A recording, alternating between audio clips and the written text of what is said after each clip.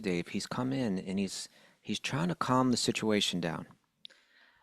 He's trying to de-escalate the situation, but he's doing it through atmagyana, through knowledge of the self, right? You're worried about death.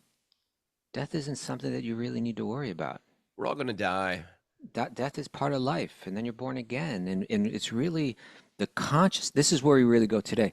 The consciousness that you develop in this life determines your next one. Mm. And which is maybe an indirect way of saying maybe you shouldn't be so angry and threatening to kill someone just because you're going to die. We all die. Mm. Think about how you live. And so now, it's this whole scene is framed out where, as happens so many times in the great literatures of India, there's a frame, and within that frame is dropped this knowledge of the self, knowledge designed for self-realization. We're hearing it now. Om Namo Bhagavate Vasudevaya. Om Namo Bhagavate Vasudevaya. Om Namo Bhagavate Vasudevaya.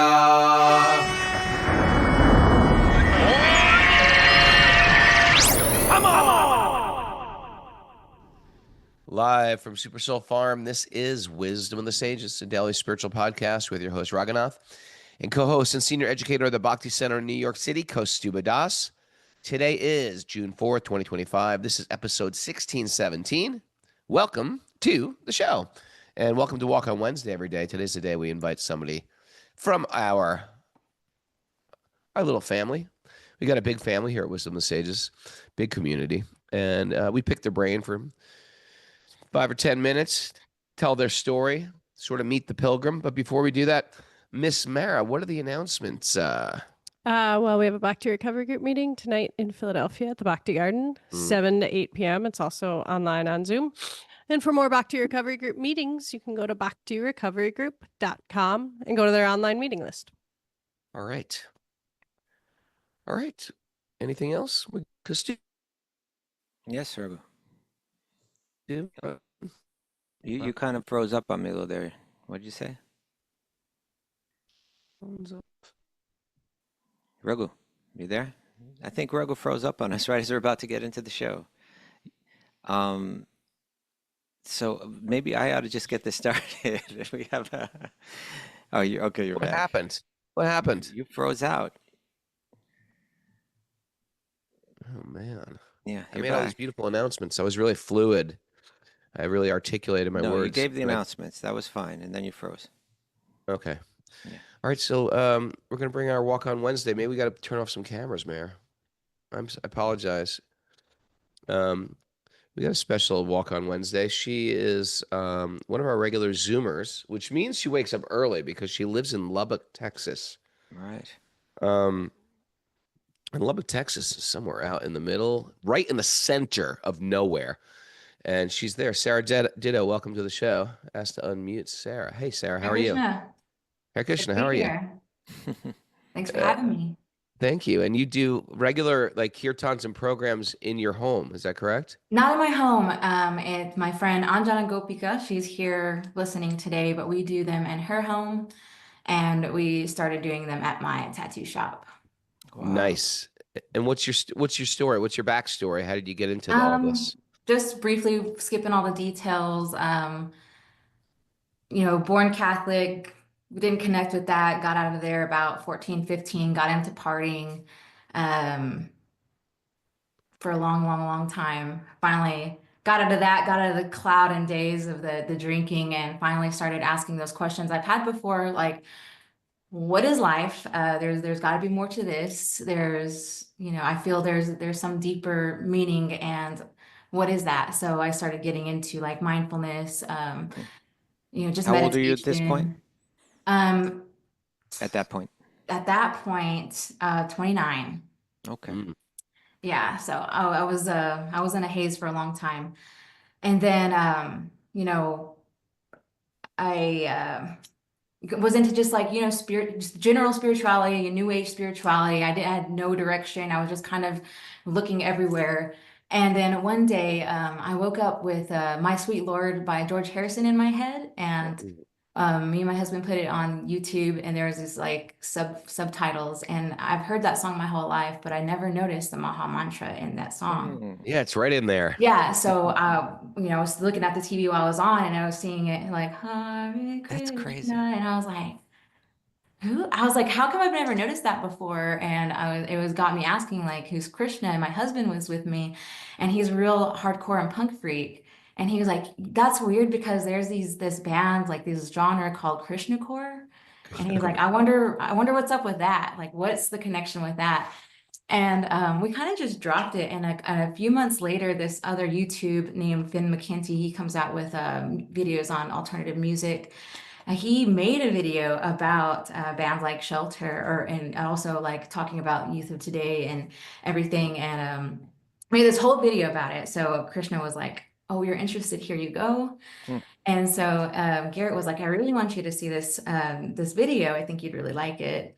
So I checked it out, and then he also brought up Raghu, your book, Punk to Monk. No So way. Look at that. and my husband, he doesn't. Some people read it, He's like, Kaustubha. I don't Go know. figure. Go figure. Yeah, so my husband doesn't like read or listen to audiobooks, but he was like, I really want to check this book out. And I was like, well, if you're going to listen to it, then I'm going to listen to it so we can connect on it. So we listened to it together, and we really, really connected, and it kind of, shined a light on everything, like answered all the questions we kind of had listening to that George Harrison song together months Right. before. And after that, I was like, okay, I want more. So I started doing my own research, and I started watching documentaries about Prabhupada coming here in 1965 and starting the Krishna conscious, the Hare Krishna movement.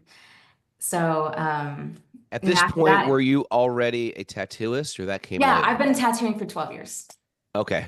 Okay. So I've been tattooing a long time. So in that scene, it's nothing but, people drinking, partying, like late nights, just Sure. just pure crusting it up. And so I was hanging around a bunch of those people. So it was like there's a lot of details I'm missing, but pulled myself out of that, kind of went loner style. I didn't really, I didn't, resonate with the lifestyle anymore, and I was looking for deeper meaning, and deeper individuals. And anyway, so it was last year. I really wanted to. I started listening to the show about this time last year, Wisdom of the Podcast. Sages. Okay, great. Yeah, because I was already good, done with the book. I started kind of experimenting with chanting a little bit, and I just felt really connected to Bhakti because it was like, all the spirituality stuff I was learning about before, it really didn't satisfy me. I kept looking and looking, and everyone kind of said similar things, but it was vague, and I just didn't connect with anything. And my perception of God was just like, like really elusive and really out Sure. there, and I couldn't connect with that, and but I still knew in my core that there was something bigger than us. There was God, but just God is everything, and and nothing. I didn't connect with that really. So when I started learning about Bhakti, like I felt like I was getting that drink of water that I needed. I was like thirsty, and I was finally getting my thirst quenched. So I just kept like having this longing. I was like, okay, there's nothing but Baptist churches here, Catholic churches here, churches on every street corner. There's a church, There and are a lot of churches in Texas, I will say. yes, there are. And mega churches. There's some mega churches. Yeah, Mega We church. should start a mega temple. Would that be great? I could be the pastor. I'll be the pastor. Yeah. You see, why does it go right there? Fly right into my private jet. No, everybody. You'd be a great mega. Lord Krishna wants you to be wealthy. Exactly. So Can I jump in on your story here? yes, please. I'm going to just fast forward a little bit. So now you're doing kirtans at your friend's home, and you're having gatherings or you did have gatherings in your tattoo studio. Mhm. How cool is that? I really think it's the future is because there are not millions of temples, of Hare Krishna temples. There are some. But if you live in Lubbock, Texas, or places that are small like this, you might have to become, and I'm not just saying this to you, I'm saying this to a lot of people out there, you might have to become the temple. Mm. And it can be a tattoo shop. It can be your home. It could be a community space, etc. But why not? Why wait around for someone else to do it? Because sometimes you'll go into a community and be like, oh, this isn't for me. Maybe start a like-minded community, especially a person like you who already has like a community of people that come to you anyway for tattoos, etc. You know, and in the old days, like you're reading these histories about Prabhupada, it's not like these guys had many years on you. They were like brand new devotees. Prabhupada's sending them all over the world, and they're just showing up and they're sincere and they're doing it. And maybe this is your calling, just to do it and to have some accountability by all these people are depending on you and stuff like that. It sort of makes you rise up tall and stand up tall. What do you think about that, Sarah Ditto? Is that sort of what's going on anyway?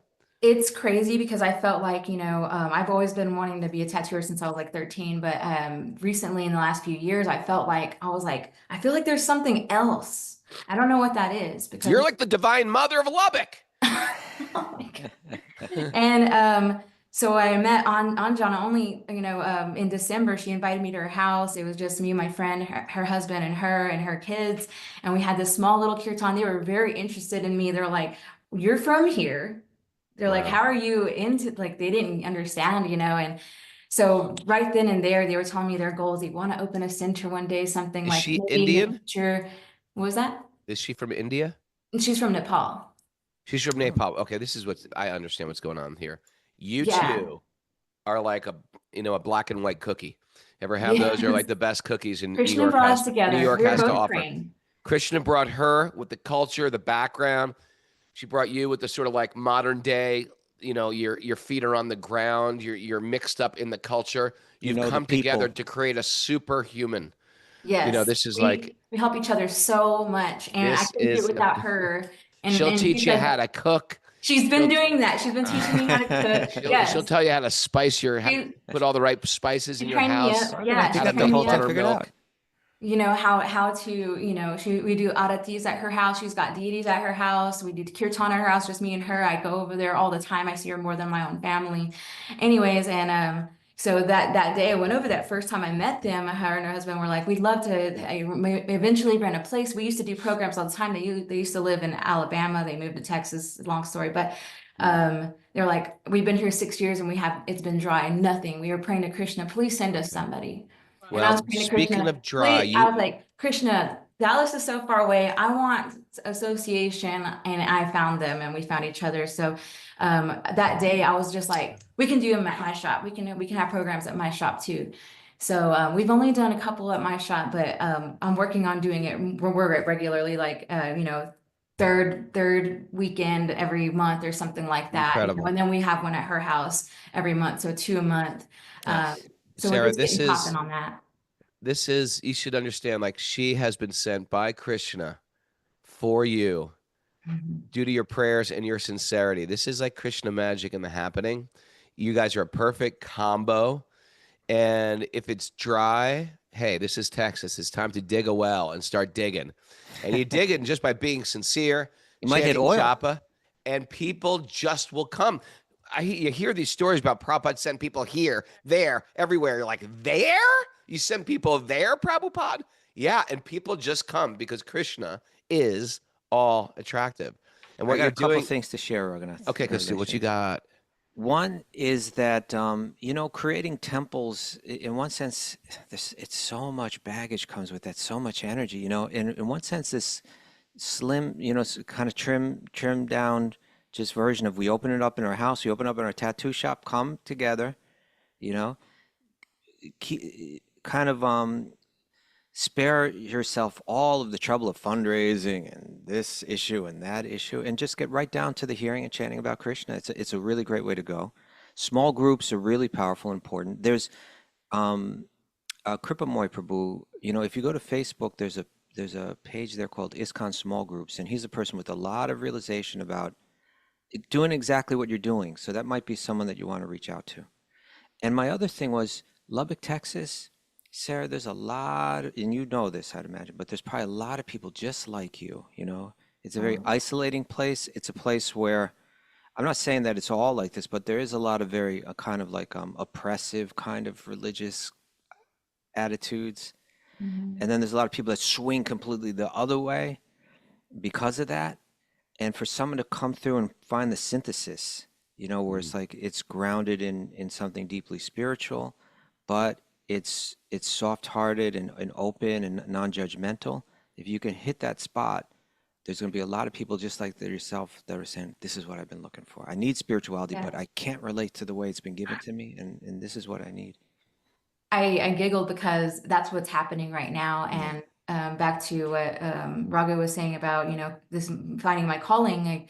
I didn't get to that part, but I've actually given out some books. I've given out a Bhagavad Gita in my shop. I've given Hmm. out like coming back and a couple of like the Monk to monk, perfection of maybe. yoga Yeah. because I've been coming out of the closet, so to say, like on Instagram and posting more about my personal life, and Right. people are my clients are starting to ask me about it, and we go deep, and I get to talk about bhakti to them. I have Krishna painting in my shop. I have a little mini altar I'm working on.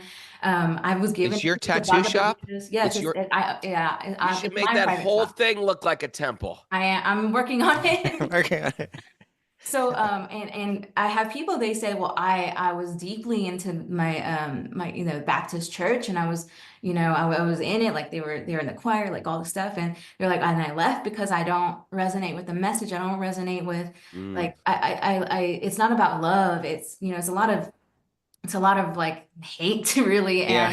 And you're like, Yeah. so you stopped, and I don't want to be atheist because I feel like there's something out there, but I just don't know where to go. I don't know what to do. And I feel Yes. like so blessed that people are coming to me and telling me these things. And I'm like, well, and I shared to them what I've been up to. And then I asked them, I was like, well, if you want a book, like I can give you a book. And they're like, sure. So, so I'm not like shoving it down their throat, but it's like happening very organically.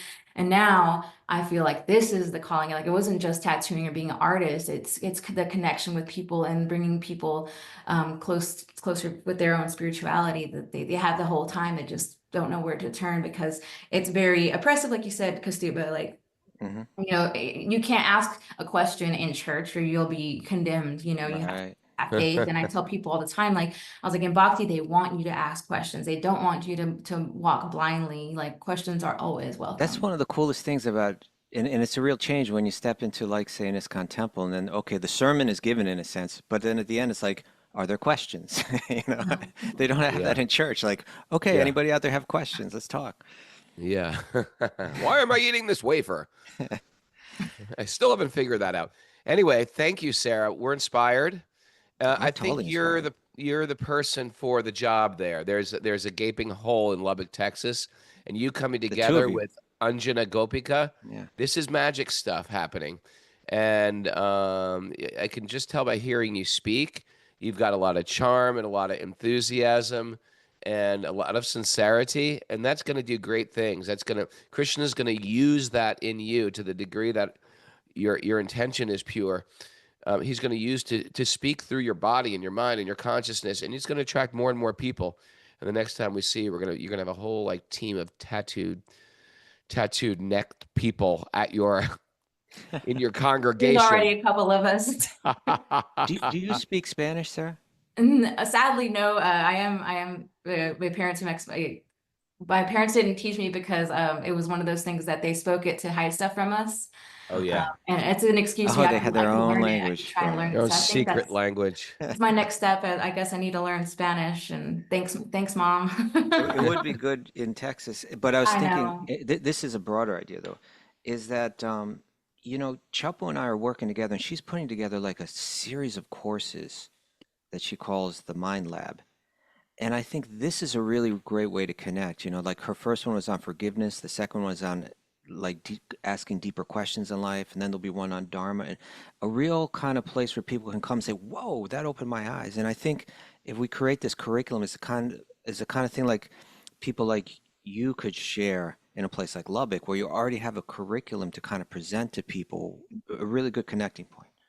Mm. So I was thinking that this is something that could happen at the Bhakti Center too. So let's stay together on that and see if we can maybe develop a curriculum of really relevant courses that take, just presentations that take the wisdom of the Bhakti tradition and make it really relevant and practical and eye-opening to people that are just kind of coming into it. Interesting. Wow, thank you. Yeah. Thank you, Sarah. Ditto. Really inspiring. Our message board is lit up with appreciation. Thank you, Sarah. Thank you. I love Walk on Wednesdays. Okay, love we're going Walk- to dive into the Bhagavatam. I just have one thing to share, Raghunath. Because Okay. I shared with you about my, I've What? been to Lubbock, Texas once in my life, right? Yeah, I have too. I played there, I think, somehow, in a record shop in Well, 1988. I was there to sell books, and it was a Marilyn Manson concert. Oh, Marilyn Manson was good. Marilyn Manson was good, real good. Yeah. Okay, you're a Marilyn. I didn't know you were a Marilyn Manson fan. Yeah, I wasn't. I just heard a few songs. Okay. Well, in any case, that really brought out the polarization there. You had at that concert, there was Oh, like this yeah. gauntlet that you had to walk through, and it was these screaming, fiery, hell and brimstone Christians. They were really nasty, and Well, they he did look like the devil. well, you know. and then on the other side, you had all these like goth people. And the Christians had signs, and the goths, they were screaming at each other. And I was kind of like walking that line You're in walking between. that fine line, huh? Hey, It- can't we get together, hug Yeah. it out? Well, yeah, I think, like on one hand, I was like, in a sense, like a religious person. And on the other hand, although the Christians would think I was from the devil. Yeah. But like, I think the goth people could recognize, like, this guy's into like an alternative, They were screaming at each other. The goth people were screaming like, Manson is God. Like the Christians, and the Christians are yelling, you're going to go to hell. It was like a big mess, but I think Lubbock is a place where you walk that line, you can really connect with people. Yeah, Gummy Bear on the message board says there's an MTV Cribs episode with Marilyn Manson where he says Hare Krishna because he was hanging out with a devotee friend of his. Okay. Interesting. Yeah. I would love to see a picture of him. Somebody find a modern day picture of Marilyn Manson. Maybe he's just like gone normal. A little bit more normal, I think, but I think when he hits the stage, he probably still. Yeah.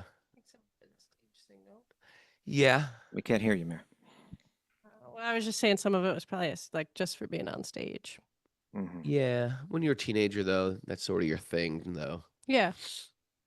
Okay. All right. Thank you, Stuba, for White walking the squirrel. middle path. I walk the line, especially when I'm in Texas. But it's not like you were wearing a Hare Krishna outfit. No. You just had like jeans and a t-shirt. Yeah. So they don't know that you're I not was a selling these Christian. books. I know, they didn't know that. Of course they knew it. I was approaching them. Okay. If you're wearing a Hare Krishna outfit, then I'd be like, wow. Oh man, that would that be would have been something. really interesting. Yeah. You'd get hate from both sides or love from no, probably not love. No, you probably get It's because it would turn the interesting. Christians off so much. The goths probably would have been into. Look at this guy. It's like far Look out. at this guy. He's a freak like us. Yeah. I think sadly, and this can happen in Bhakti, although we really preach against it. You can't hate. No You hate. can't just start hating everybody Can't even that's hate the not like haters. you. Can't hate the haters even. You shouldn't hate. You should just hate. I hate. Reagan Youth, Yep. circa 1980. 1982. True, yeah. Rainam namaskrityanadam chaivanaratamam devim saraswatim vyasam tatojayam diriyat. Before reciting the Srimad Bhagavatam, which is our very means of conquest, one should offer respectful obeisances to the Supreme Lord Narayan, unto Narayan Rishi, the supermost human being, unto Mother Saraswati, the goddess of learning, to Srila Vyasadeva, the author. Nasta prayeshu badreshu nityam bhagavat sevaya bhagavati utamashloke bhaktir bhavati naishtiki. By regular attendance in class in the Bhagavatam and by rendering service to the pure devotees, all that is troublesome to the heart will become eradicated. And loving service to the Supreme Lord, who is praised with transcendental songs, will be established as an irrevocable fact. Om Agyana Tamarandasya Gyananjana Shalakaya Chakshu Nena Tasmaye Shri Gurave Namaha. I was born in the darkness of ignorance. My teachers are opening my eyes with the torchlight of knowledge. I offer my obeisances at their lotus feet. If you really think about it, Yeah. Krishna Core was a great alternative. It's like an alternative scene. It's like your Yeah. parents think it's crazy. Your outfits are crazy. Even when you combine the outfits, you got like a dhoti, a hoodie, high top sneakers, T-lock, a Sika, Neck a little beads. ponytail, lot of beads, tattoos, Krishna tattoos. It was like a perfect thing for a teenager who wanted to rebel against your parents, yet you were rebelling, becoming more conservative than your parents. It was an interesting blend of both. Hmm. And You know how what I many? was Go on. thinking about, Rogan? It's just like the course of the flow of Krishna's connection of grace, Srila Prabhupada, Bhaktivinoda or Narottam Das Thakur, 500 years ago, is writing these songs about like the longing for connection with God. Mm. And George Harrison gets turned on to Srila Prabhupada, and Prabhupada says could write songs like on this kind of theme, right? It's amazing. And then he goes and writes My Sweet Lord. Thousands and thousands and thousands of people get inspired by Krishna consciousness by it. But that was over 40 years ago, right? Yeah. But then to this day, Sarah singing, and not only hearing the song, but she had to see it in the modern format where it had subtitles on the screen, which you would have never gotten, wouldn't even been on television before in the 70s. Right. And that clues her in, or what is this mantra? And then that connects it to your music, which is kind of coming from another thing. It's like how this stuff works to this day, it's still reaching people. Very interesting. And you know what's interesting? There's a lot of Hare Krishna tattooists Yeah, out there. It's a thing. Mhm. For a while there, it was just like Kalpavriksha. That's all we know. Our friend Kalpavriksha. Now it's like everybody's a tattooist. All right. And there's so many good artwork. Imagine if it was predicted in the future, tattooist, you will find spiritual life at a tattoo shop. And what was tattooing 30, 40 years ago? It was like the Hells Angels. It was like tattooist was a whole different thing, a different community. Spider web tattoos, remember that? Yeah. Tattoos were New like York. illegal in New York City. We saw Sarah Ditto walking down the street with her neck tattoos and her head tattoo. We just like, okay, girl just got out of prison. Let's run. But she's like a saint. She is Mother Lubbock, the divine mother of Lubbock. Lubbock Davy. Lubbock Davy. Okay. We're in the Bhagavatam, Canto 1, Chapter 1. No, Canto 10. I'm sorry. Canto 10, Yeah. Chapter 1, Text 41. Okay. Yeah. Let's just get a quick recap, right? Mm. Imagine this was a movie.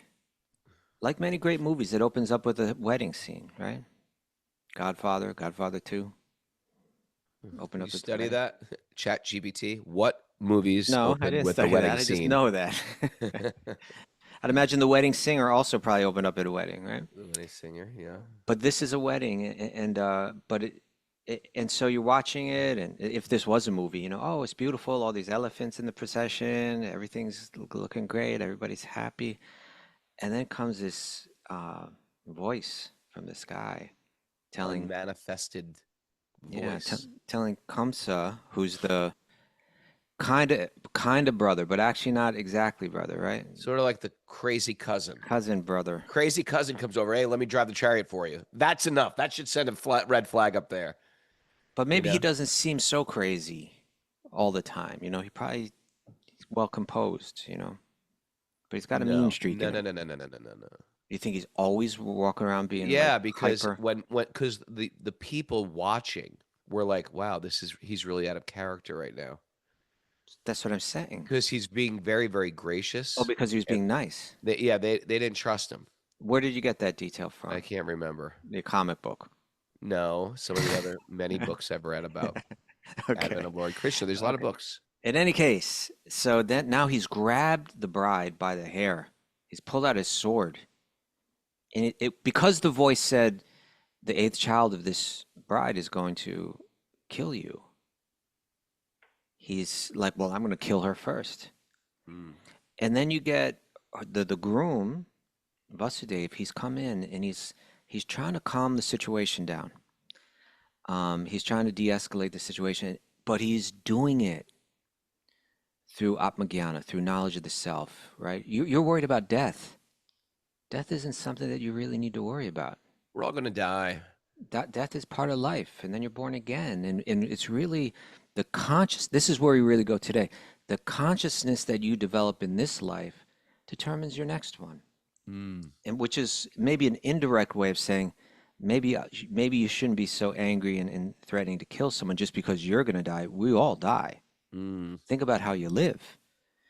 And so now, it's this whole scene is framed out where as happens so many times in the great literatures of India, there's a frame, and within that frame is dropped this knowledge of the self, knowledge designed for self-realization. We're hearing it now. So good. All right. We're all going to die.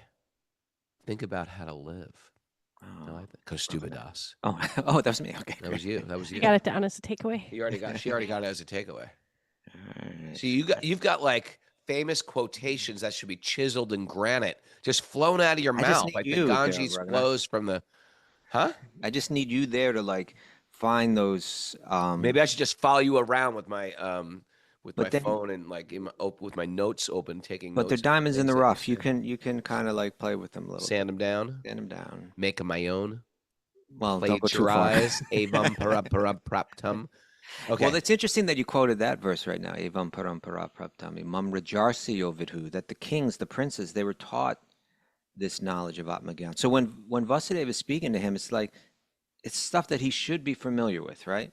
Uh-huh. But he needs a reminder. Reedy. Okay. Having experienced a situation by seeing or hearing about it, one contemplates and speculates about that situation.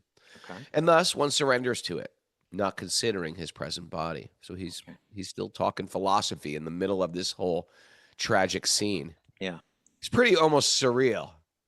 Like imagine a fight's about to break out and you're like, hey, you guys, let's talk. Let's talk deep spiritual philosophy. I guess it shows that was another culture too, right? Where you're right. Like today, they would probably just like talk on another level before they get to the philosophical. What are you doing? Come on, man. You don't need to do that, but he's coming across with philosophy. Well, sometimes that might be your only thing. If you're about to get your head cut off and you're not going to fight back with Kamsa, you might just say, can we talk about this? Let's have a conversation because things. Thinking about it, it's like, what's Devaki doing during all this? Like, she's just Yeah, sitting there. like, He's got her hair. Got He's about got a that. sword at her neck, probably. Yeah. You know what I mean? Like, She's hey, just like- take him in the groin. She's just like waiting Why for are her you husband talking? to- She's like, keep the conversation going. Yeah. Just keep Yeah. talking. Keep it talking. going. Okay. All right. Did you finish that Similarly, he's going to keep on going with deep philosophy and try to boggle his mind. Similarly, by mental adjustments, one dreams at night of living under different circumstances Right. in different bodies and forgets his actual position. Under the same process, one gives up his present body and accepts another. Okay. At the time of death, according to the thinking, feeling, and willing of the mind, which is involved in fruitive activities, one receives a particular body. In other words, the body develops according to the activities of the mind. All right.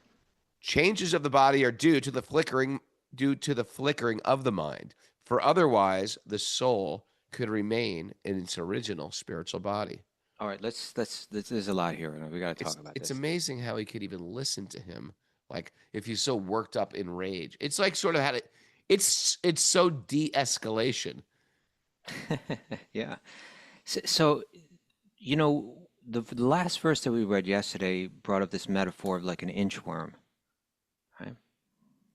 And when you look at the inchworm and how it moves, right, it kind of curls up, and then it goes forward with one part of its body, and then the other part follows. And it drags the rear Yeah, end. it drags the other. And it was mentioning specifically, it puts one part of its body on one leaf, and then it's got one body on the one leaf and the other part of its body on the other leaf, and then the other part follows. Yep.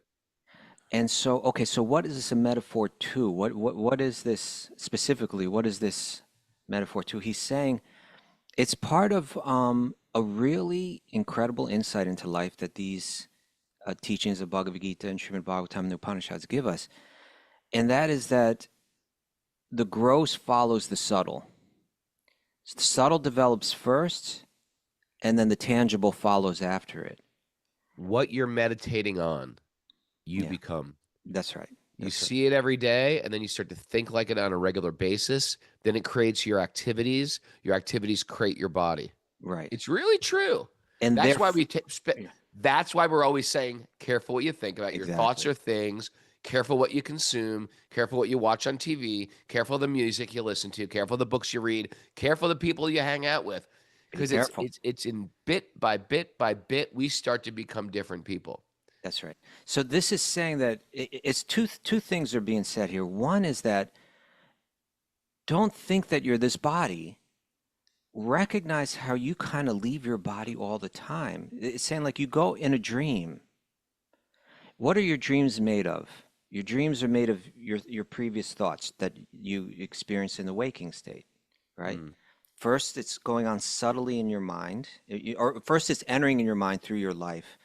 And then those thoughts, they take on certain shapes in your mind when you're sleeping, and Mm. you enter into that shape in a sense. So when you're in that body in the dream world, you've stepped out of your body in the non-dream world. You're not even, you don't even remember it. Sometimes people say, well, why can't we remember our past lives? Because you're so fully identifying with the current one. If you're going to fully live in the current one, you forget about the past one. And when you're in your dream, you forget about your waking body and your waking circumstances, and you're fully absorbed in that world. And the body that you're in your dream feels just as real as the body you're in your waking state, and you experience the world through that. And so he's saying, why is it so difficult to understand Mm. that just as you're experiencing life through one body in a waking state and another body in a dream, that you will be experiencing life in another body after this body expires. You don't die.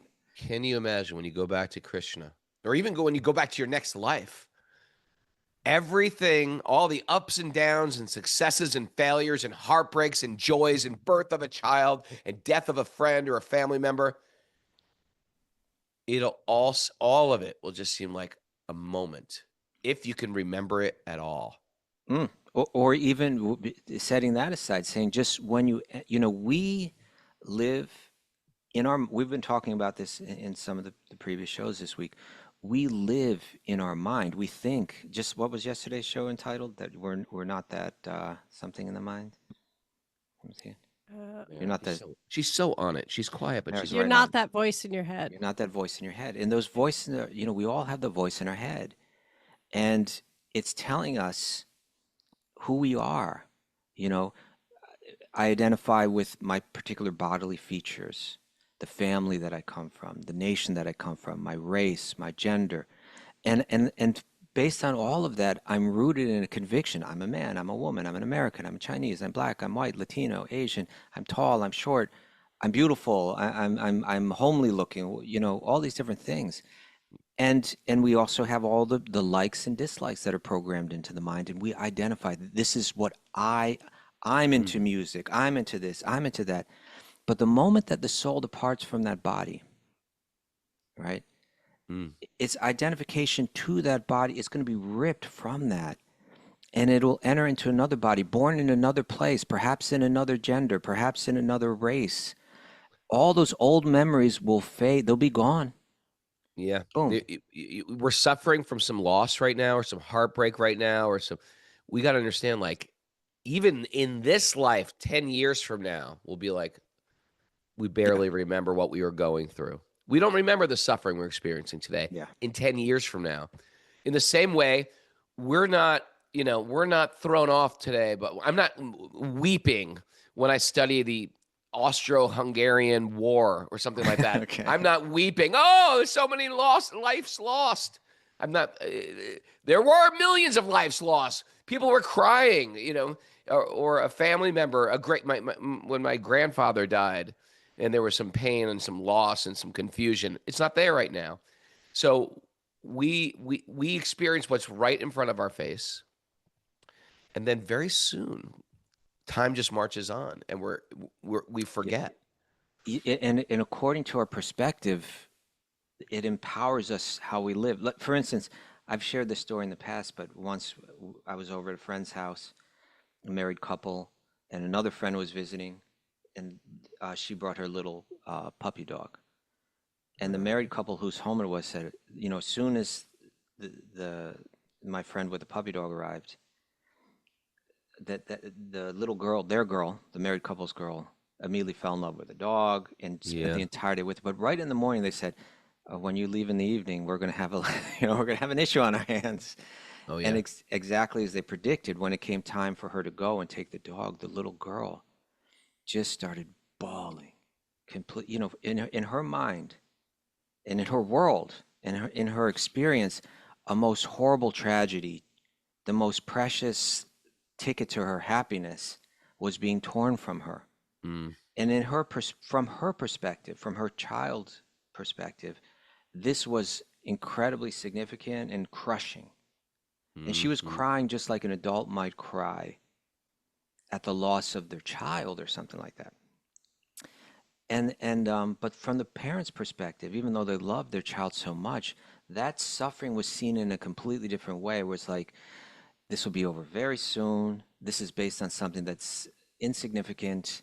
The child will forget it and move on very quickly. That's, in a sense, that's where Vasudev's coming and speaking to Kamsa. Kamsa's like, I'm going to die. I need to stop it. This is a horrible thing. I'm even ready to commit atrocities to try to avoid it. And Vasudev's coming from this much broader perspective that's saying, we're all going to die, but that's not a problem. Yes, someone's going to take the puppy dog away, but life is going to go on and you're going to be happy. We need to cultivate this broader perspective. That's this yogic perspective, this jnanic perspective. All right, like that. But there's Like that, puppy. but there's this idea. That's one idea. But this idea of the gross or the tangible following behind the subtle, we see it everywhere. Like you take, for instance, like what you take a building, right? Like take a really nice building. Some impressive piece of architecture. Started with a thought.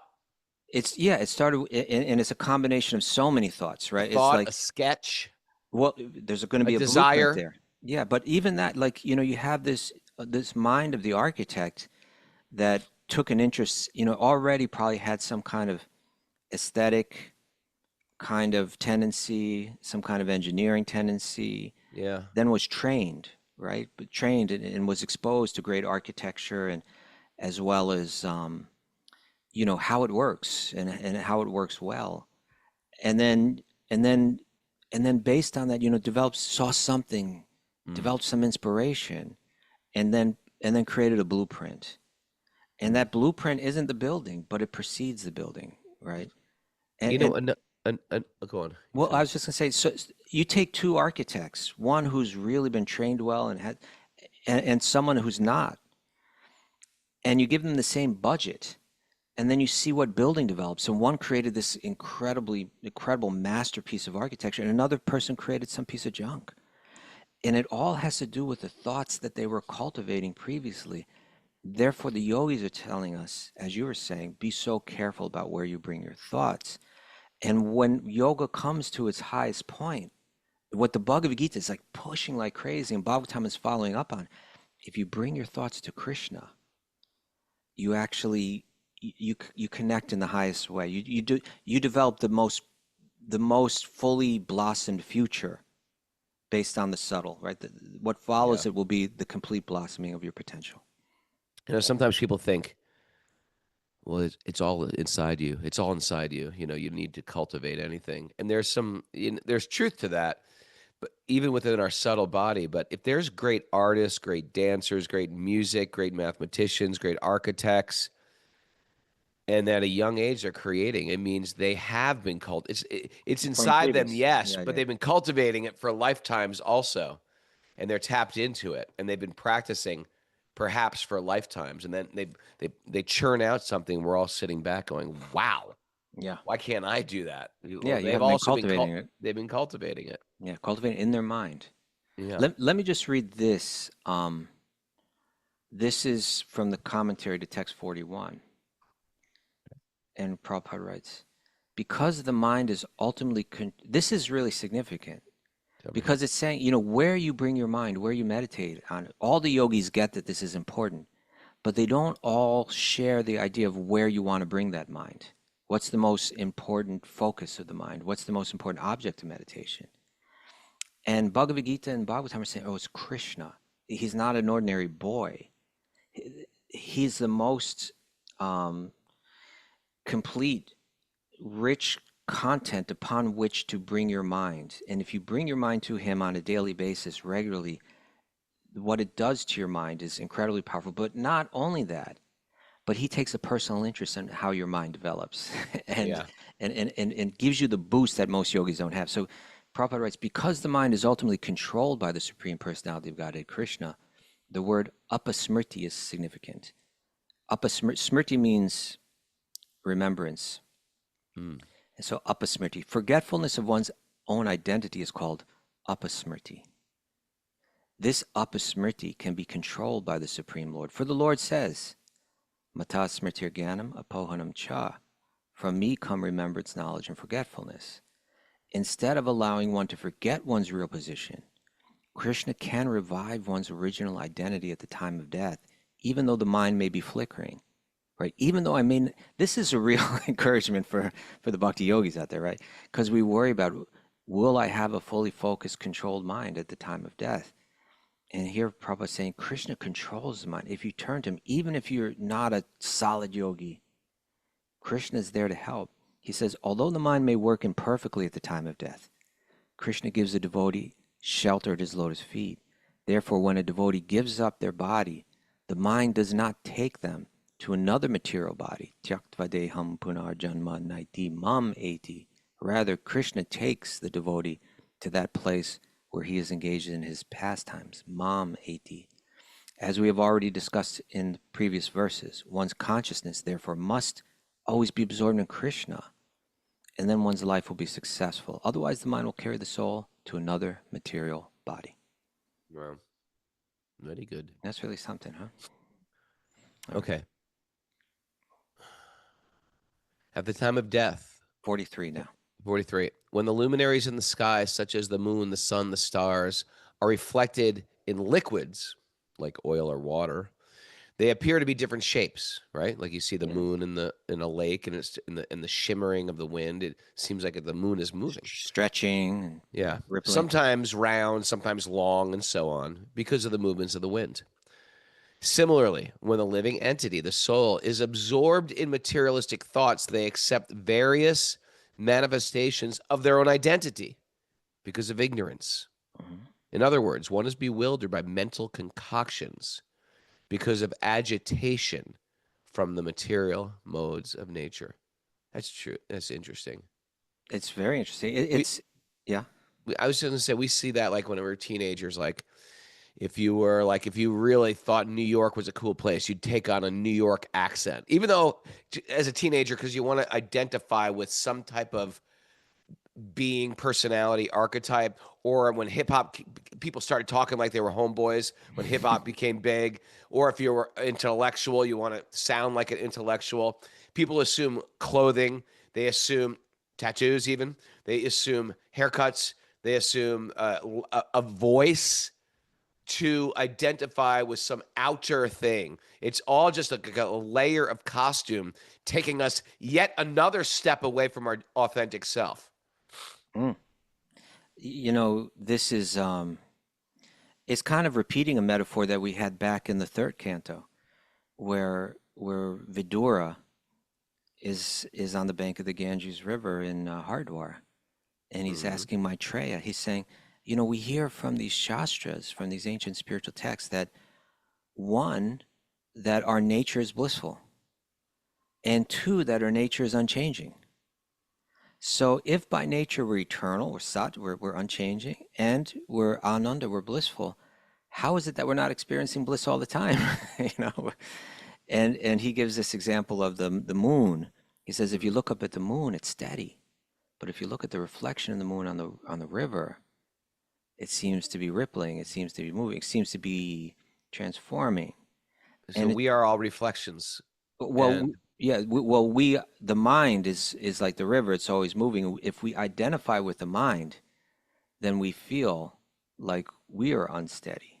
Then we feel the experience as if we have the nature of the river, not the moon.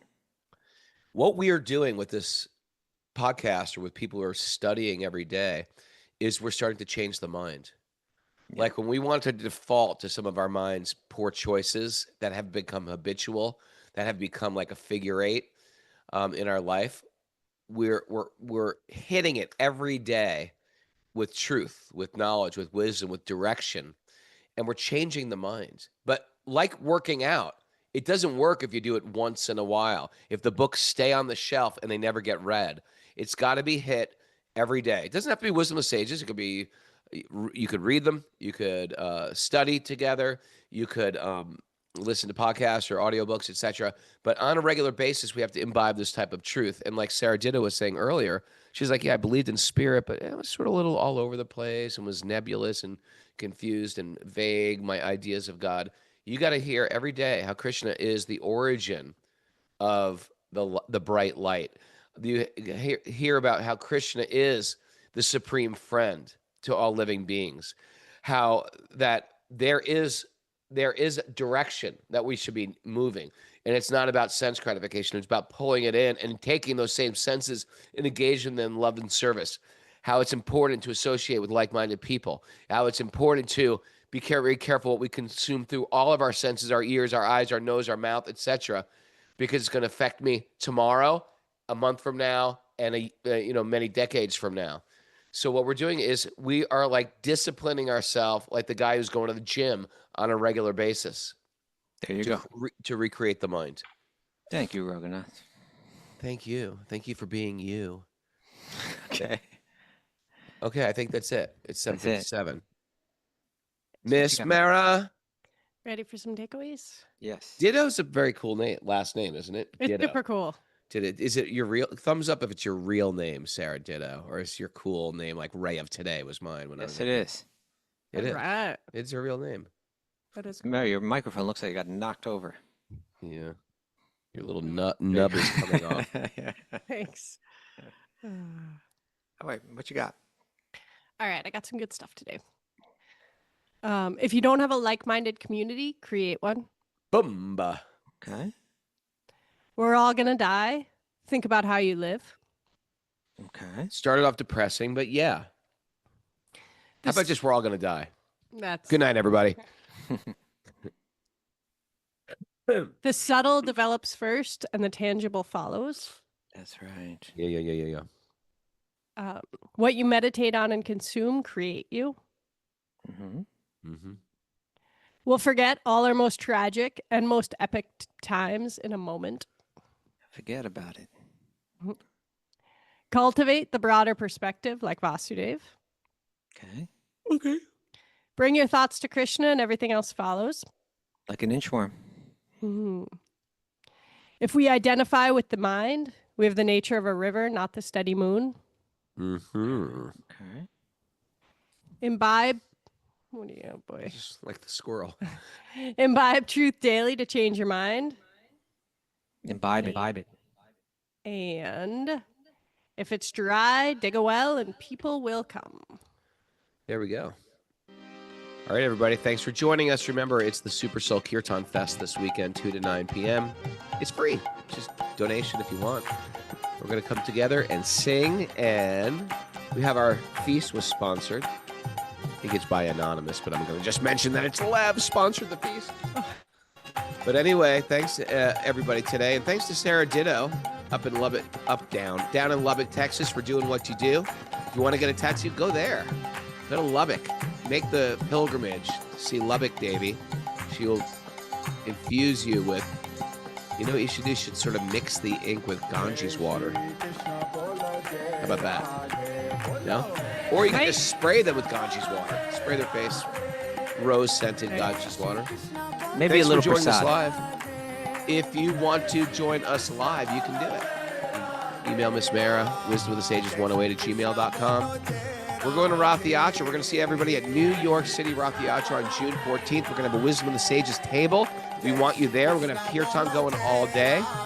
And You can wear your Wisdom of the Sages merch if you want, or you can just dress up and show your joy for Lord Jagannath. Are we selling some Wisdom of the Sages merch? We're going to have Wisdom of the Sages merch there, including our beanies and our baseball hats and our From the cool trucker hat. trucker hats. So you could be a vegan you trucker go. yourself. You could wear that out in Lubbock, Texas, that hat right there. Yeah. And also we're going to be at the LA Rath Yatra doing our thing as well. We got a whole new space in the back of the Rath Yatra where we can just jam out and do kirtans there, do Q&A, and of course, Shelter is playing this year. So if you never saw Shelter, come see us. We're actually playing in LA and Orange County too. It's going to be a good year. It's a great year already, isn't it? It is. My son just came here with a whole gang of Floridians. And Henry's coming up for about a week. Looking forward to that. And Radha Swami's going to do a program at the farm. That's top secret. No one's supposed to know, but I'm telling you guys now. At the end of June. All right, everybody. Look at Bunky. He's here. He's ready to perform. He's the OG traveling around the world with me doing the podcast, and he is back. I remember you two guys are out in Texas somewhere out there on the highway somewhere. Crossing the Great Plains with nothing but a 5-year-old and little Rocco in the truck, and we brought the Honda 125 to ride in the desert and across the country. Went to the Grand Canyon, stopped in Alachua, stopped in Dallas. Well, that was good.